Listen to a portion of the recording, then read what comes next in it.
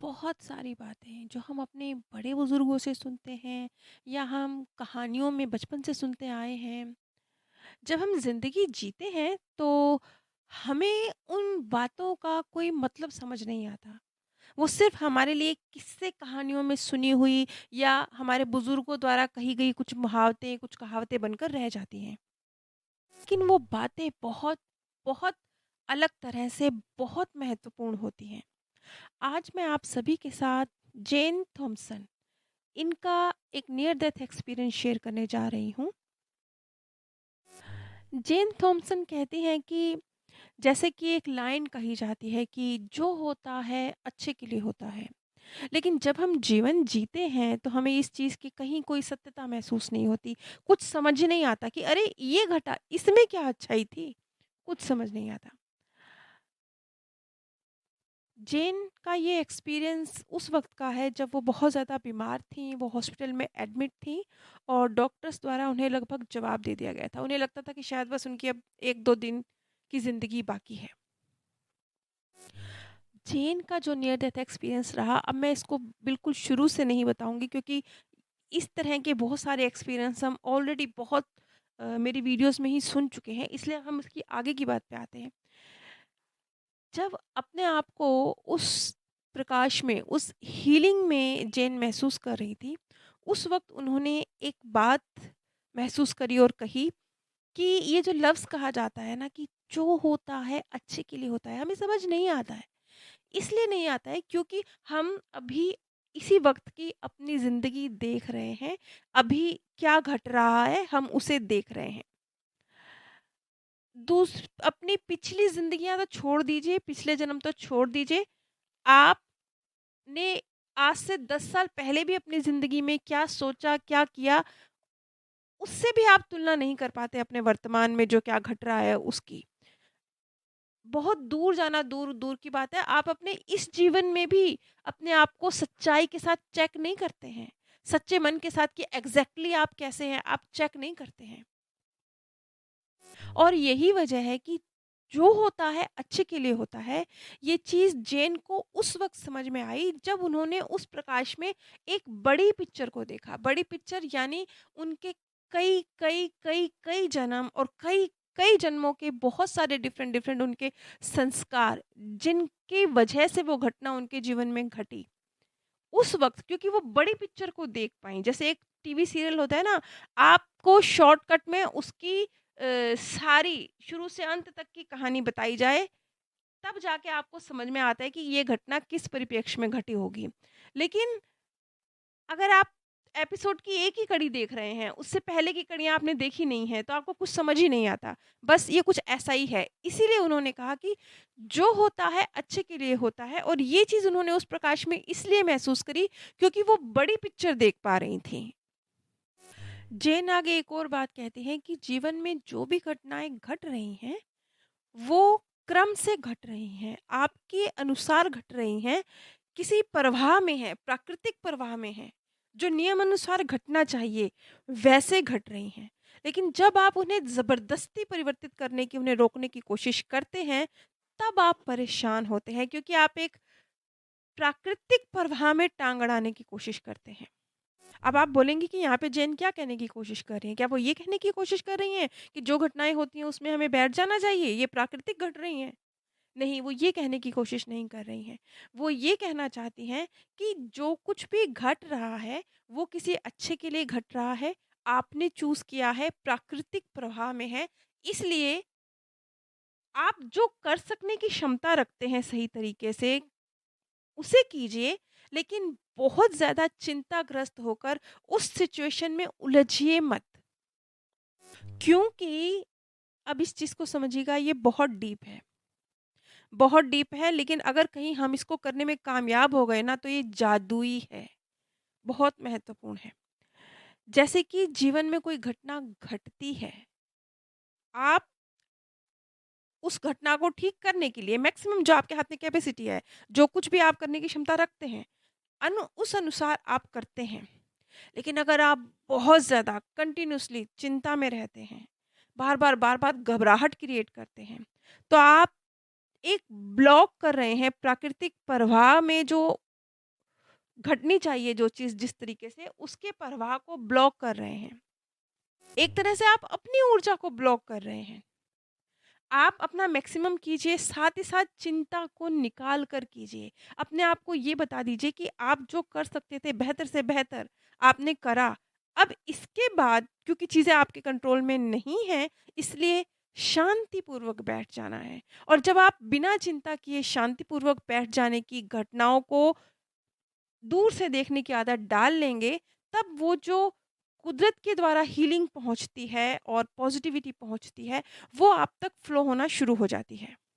जैसे शरीर के किसी हिस्से में दर्द होता है ना, तो उसके पीछे कोई रीज़न होता है। उस हिस्से में कहीं कोई कमी आई है, आपके घुटने में दर्द हो रहा है, आपके पैर में दर्द हो रहा है, कहीं कुछ गड़बड़ है। फिज़िकली, इमोशनली कहीं कुछ ब्लॉकेज है, शारीरिक रूप से कहीं कुछ हड्डियों में, खून में कमी है, इस वजह से वो दर्द क्रिएट हो रहा है। उस दर्द को हील करने की ज़रूरत है।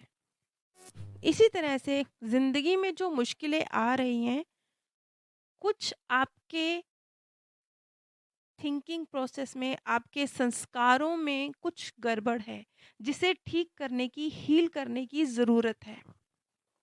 और अगर आप घटनाक्रम में कौन-सा आपका गलत संस्कार है, जिसकी वजह से अब दुःख क्रिएट हो रहा है, उसे आप समझ जाते हैं और उस पर काम कर कर उसे ठीक कर लेते हैं, तो जादुई तरीके से उस घटना का ना सिर्फ़ आप पर असर खत्म होता है, बल्कि वो घटना भी खत्म हो जाती है।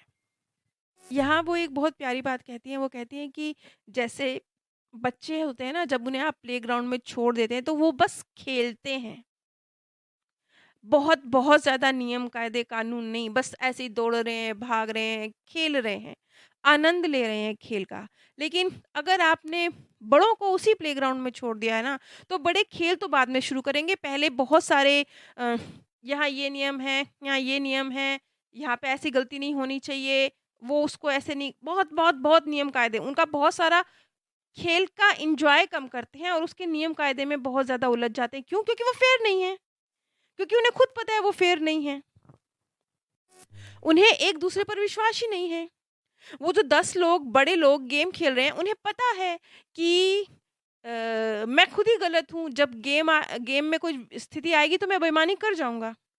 इसलिए वो नियम, कायदे, कानून ज़्यादा बनाते हैं और ज़्यादा टेंशन में गेम की शुरुआत जो होती है, वो इस तरीके से होती है। दूसरी तरफ बच्चों के मन में कुछ नहीं है, तो वो प्लेग्राउंड में जाते ही दौड़ना, भागना, खेलना शुरू कर देंगे, बहुत ज़्यादा नियम, कायदे, कानून बनाए बिना, क्योंकि वो खेल ही फेर रहे हैं, उनके हिसाब से। क्योंकि उनकी भावना उस गेम को खेलने में सिर्फ़ आनंद लेने की है, किसी का बुरा कर देने की, किसी को हरा देने की, ये वाली भावना ही नहीं है। बिल्कुल इसी तरह से ज़िंदगी वाला गेम है। यहाँ पर भी जो इतने ज़्यादा आप चिंताग्रस्त हो गए हैं ना, इतने ज़्यादा आप नहीं ऐसे, कैसे, क्यों? ये इसीलिए हुआ है क्योंकि आप भी कभी कहीं अनफ़ेयर रहे हैं, आज भी शायद आप कभी कहीं अनफ़ेयर हो जाते हैं। अगर आपके संस्कार, थिंकिंग पैटर्न सही होता या आज भी अगर आप उसे सही कर लेंगे, तो घटनाओं में सिर्फ़ आनंद छट के आपके पास आएगा। सकून छट के आपके पास आएगा, कुछ और नहीं आएगा। और जैसा कि हम जानते हैं कि जब हम सोल वर्ल्ड से धरती पर आते हैं, तब हम अपनी आत्मा की ऊर्जा का कुछ प्रतिशत सोल वर्ल्ड में छोड़ कर आते हैं। तो जैन ने एक बात कही, उन्होंने कहा कि मेरा जो ऊर्जा थी वो जहाँ-जहाँ से टूटी-फूटी थी, क्षतिग्रस्त थी, वहाँ-वहाँ से मैं हीलिंग महसूस कर रही थी, उसे भरता हुआ महसूस कर रही थी। अब ये बात जैन ने तो नहीं कही है, पर मैं ये समझती हूँ कि शायद जो ऊर्जा हम सोल वर्ल्ड में छोड़ कर आते हैं, वो हमारी इसी तरह से हीलिंग करती है और हीलिंग ही नहीं करती, बल्कि सोल वर्ल्ड के साथ हमारा कनेक्शन जोड़े रखने में मदद करती है।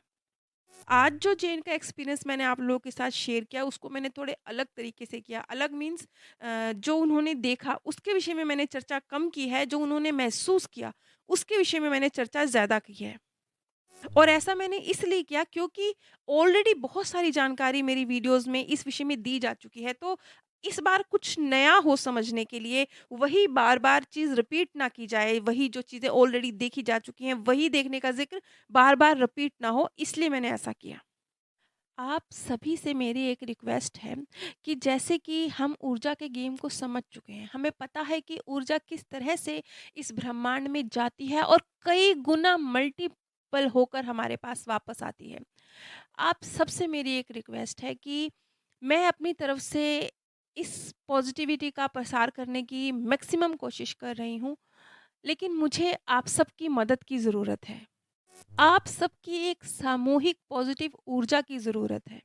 और यकीन मानिए, अगर आप लोग इसमें मेरा साथ देते हैं तो चमत्कार आप अपनी आँखों से देखेंगे, अपने सामने देखेंगे और अपने जीवन में भी देखेंगे।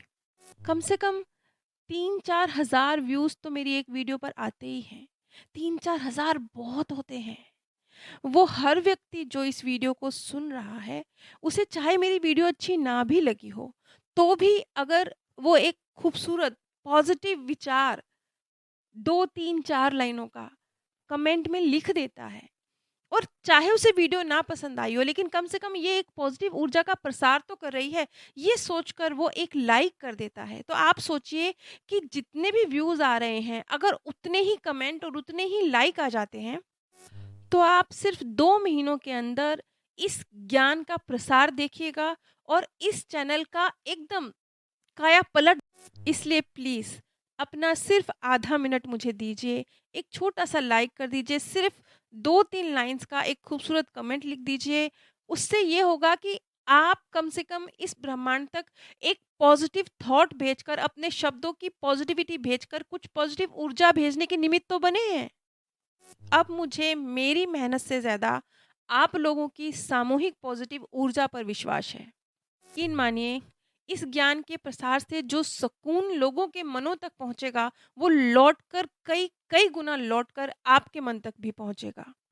सभी पर परमात्म सौंदर्य, प्रेम और आनंद सदैव बरसता रहे। आप सभी दिव्य परम धाम में स्थान